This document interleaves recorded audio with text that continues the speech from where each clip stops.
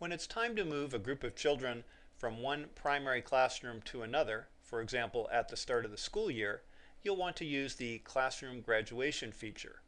From the Functions menu, go to Family Data and we'll choose Classroom Graduation.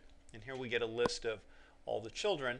Now I may want to sort this. For example, I can click on the heading here called Old Classroom, and now I get the list sorted by the classroom that they're currently in.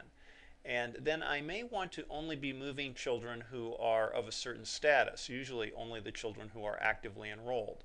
So to do that, I can put my mouse on the heading here, and there's a little filter icon in the upper corner, and I can filter by this category. So I could say I only want to include children who are enrolled. So now I have only enrolled children and sorted by classroom. So now let's say that most of the children in the preschool room are moving up a level. So I'm going to choose a new classroom called Pre-K for the first child in that room.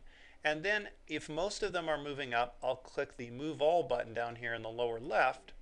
It'll ask me if I want to do this. I'll say yes, and now it has assigned the new classroom to all the children in that old room.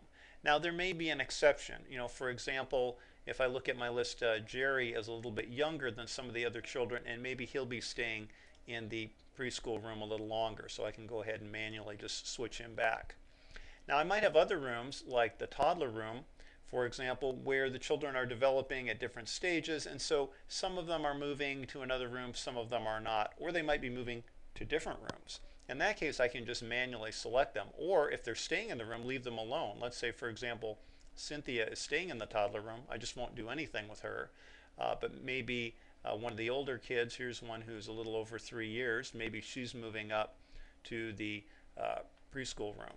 So I could just change one child or manually change any children I need, and then I can continue scrolling down the list, making any changes I need to. Now none of this actually takes effect until I click the Save button. Now once I do that, everyone has been moved to their newly assigned primary classroom. And that's all there is to it.